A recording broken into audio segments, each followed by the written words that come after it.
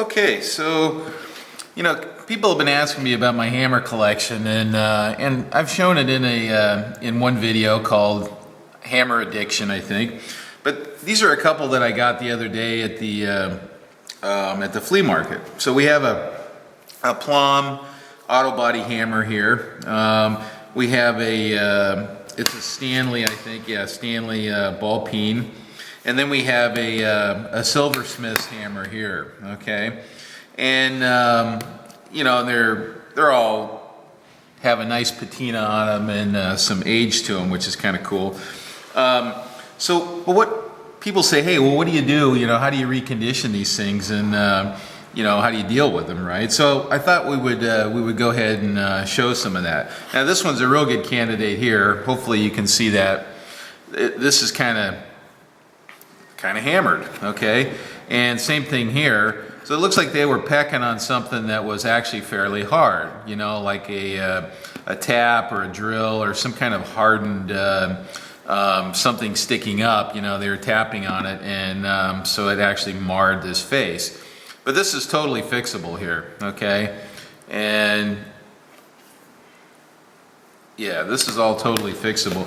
Now this one here, this one's fairly good condition, but whenever you have a sheet metal hammer like this for working body work or sheet metal or whatnot, you really want the face to be really nice, because that pattern, whatever it is, imprints on your nice metal, and it's just more finishing work that you have to do later on, okay?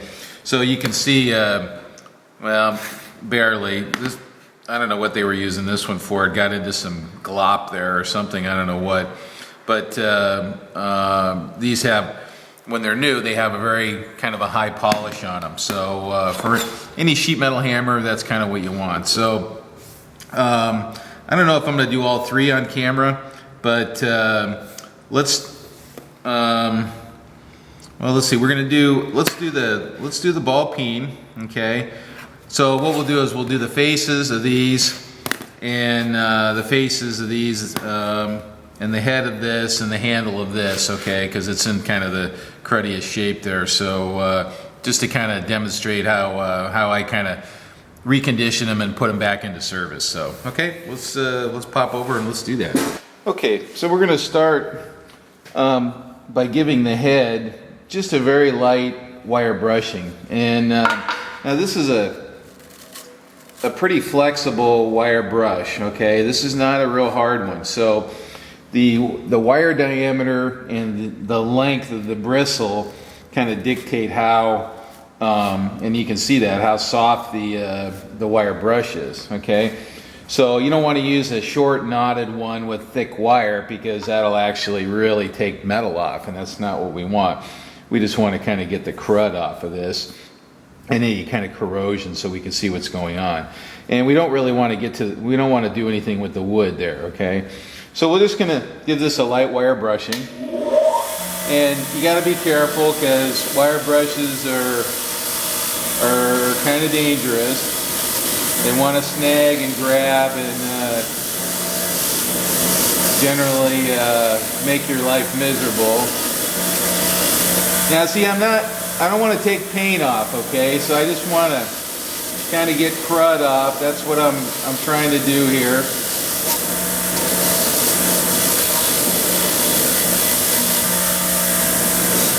And you see I'm being very ginger here. I don't want to go nutsoid here. Okay, now you can see how screwed up that is, right?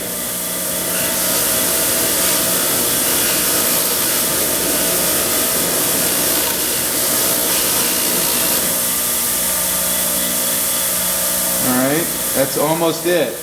Okay, that's almost it.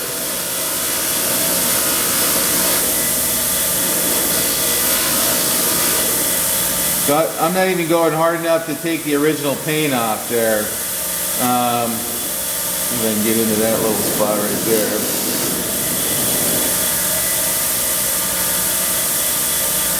So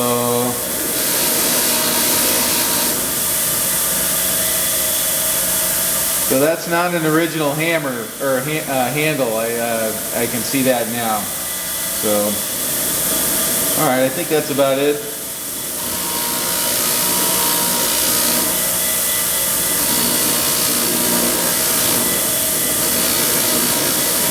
And you see I'm below center line here, always below center line. That way if it takes it away from you, it goes back there, not in your face, okay? And I'm standing off to the side of the plane of the brush. There's any wires that come off, they come off in that vertical plane, okay? All right, I think that's it for that one. Let's go to stage 2. Okay. So, just want to try a little bit of Scotch-Brite on here and see how that does. Yeah, that's pretty good.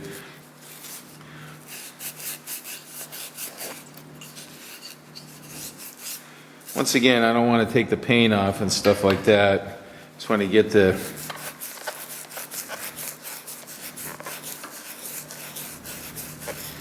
general dirt, grime, and easily removable corrosion. Okay, so that's pretty good. All right, now this is just maroon Scotch-Brite here, and I cut them down into little tiny squares like this because you end up using the sheet more efficiently when you do that. You know, if you grab a whole sheet and you start working it, you know, you wear a hole through the middle of it, and then all this perimeter is still kind of usable. So I cut it up into small sheets or small squares. A lot of times you're working a small area anyway, so you don't want this whole big sheet. So I just find it's more efficient that way. Okay, so a little more there. Let's get the name out. Okay, all right. So let's do kind of stage 3, which is this here, and I'm going to change the camera a little bit and get in nice and close. Well, actually, let's do this. This is I'm going to use this disc here. It's a Norton Blaze Rapid Strip, and it's kind of soft, okay, but it's got abrasive in it. Somebody sent me some of these, and I actually really like them for removing rust and a little bit of metal in a very kind of slow, controlled way, so that you're not radically changing the shape here. So you can see this is basically flat with a little radius here, and we want to preserve that. We don't want to change that shape. Okay, so let me get in nice and tight on that, and you guys can see the chowder finish. Okay, so now you can kind of see, you know, this is a little bit beat up here. So let's give it a little swat here and see what we get.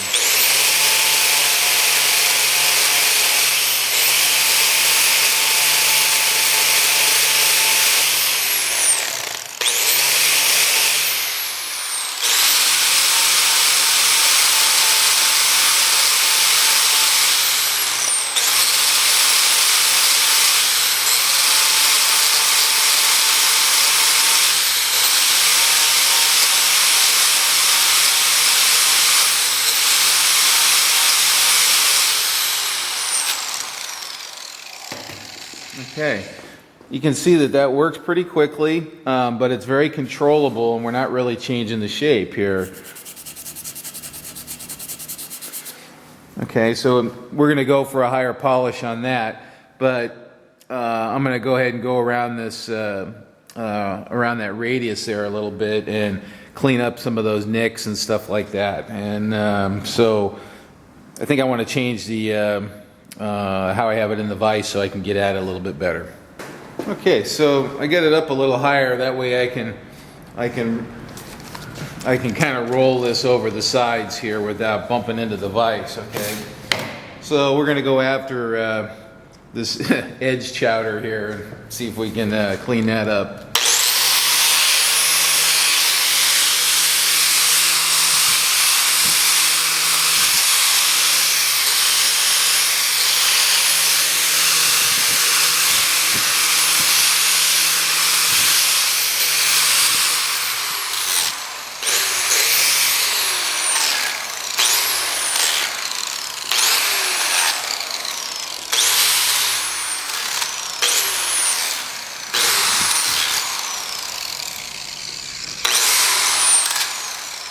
Alright. I gotta turn it around so I can get it this side a little better. Actually, you know what? I think I want this here. Get it that, yeah. I don't know, can you still see that? Is that blocked or what? No, you can still see it.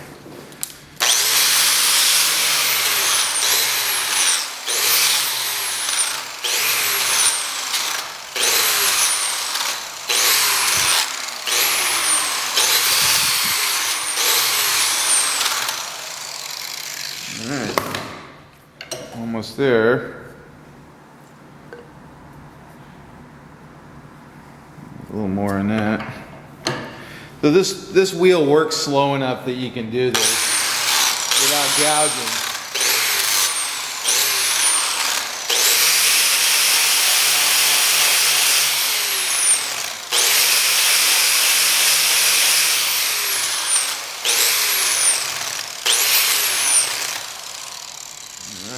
I think I'm kind of liking that.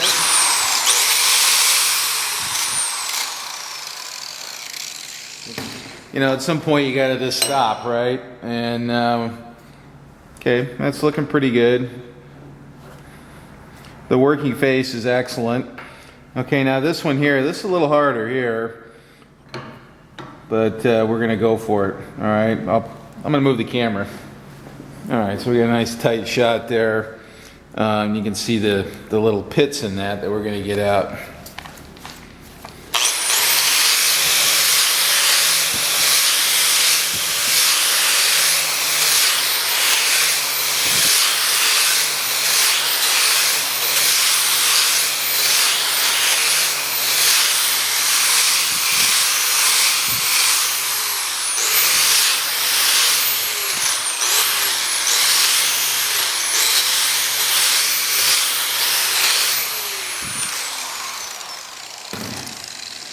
So now this side goes even quicker because your contact patch is so small because it's all a curve, right? On the flat surfaces, your pressure is distributed over a larger area. Here it's distributed over a very, very tiny area, so you have to be very careful. And whenever the disc is on the part, it needs to be moving. Okay, you can't just sit in one place, or else you're just gonna get a flat. Okay, so I'll get a little bit of emery paper, and we're gonna clean that up, and then we're gonna do a polish. Okay, so this is 240 grit emery, and it's just like doing a shoe, right? You know, we're kind of tensioning this and then catching all the curves. They kind of blend all that in.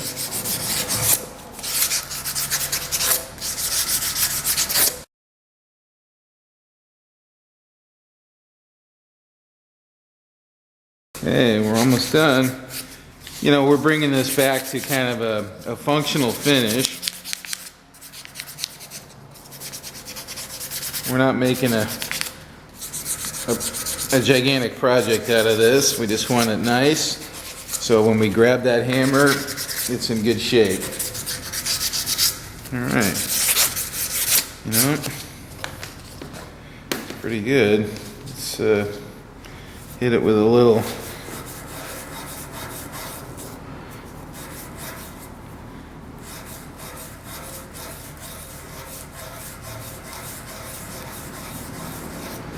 You guys didn't know I could polish a knob, eh?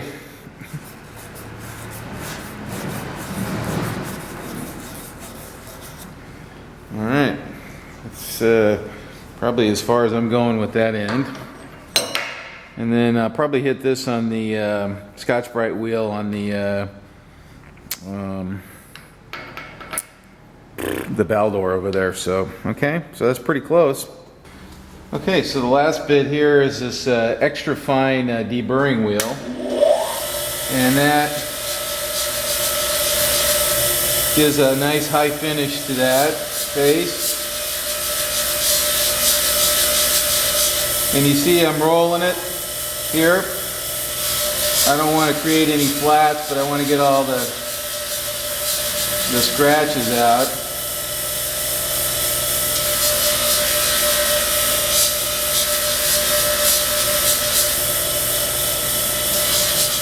And I'm changing directions here, just so I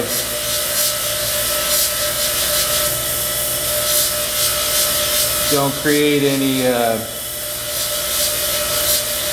directional stuff to it. Alright, that's pretty good. That's as far as I'm going on that. Okay, and then we'll do a handle clean on this one, and that one's a keeper. So that's a $1 hammer. Now it's looking like a $5 hammer, right? Okay, so the last step is this Zep floor stripper, and get my act together here. This cleans any dirt and build up on the handle off. And let's go ahead and we'll do the head too. I'll let that sit there for a sec. Kind of rub that in a little. And you can see, you know, there's stuff on there.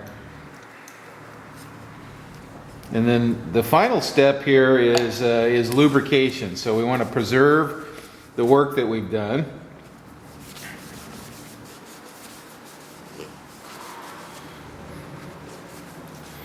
Alright, I'm going to rub it with this some too, just so we have some abrasive.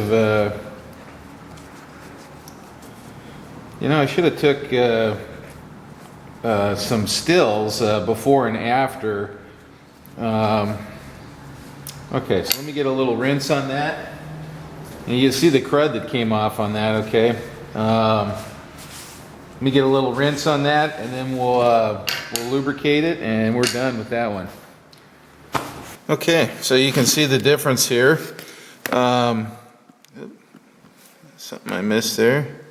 It's silicone seal or something. You know, that's kind of what it started out looking like there, but now you can see it's looking pretty good. The last step is I use a little bit of this on it. This is this Corrosion X. It's an outfit in Texas makes this stuff, and it's green stuff. Anyway, once the article is clean, the exposed metal, I lather it up and I let it sit a little bit and kind of rub it in, and then that's my my corrosion protection for the exposed metal. Anyway, this stuff works pretty good. It has to be clean and kind of prepared. You can't just put it on something like this and expect it to do its job. So, okay, so that'll sit for a bit. I'll kind of polish it and, or you know, with a clean towel, and that's it. Done deal. So $1 hammer is now looking pretty spiffy. Thanks for watching. Okay, so there's the aftermath of cleaning. So you can see they've just brightened up and come to life again, and you know, a little bit of handwork and a few minutes per hammer, literally. Now I discovered after cleaning this one, this is made in Germany here. Still don't know the maker. There's no maker mark on here, so I'm not sure who made that one, but it's a nice hammer. An original handle. This is a second handle, and this is a second handle too, not original ham. Anyway, cleaning hammers and reconditioning them for put them back into service. Thanks for watching.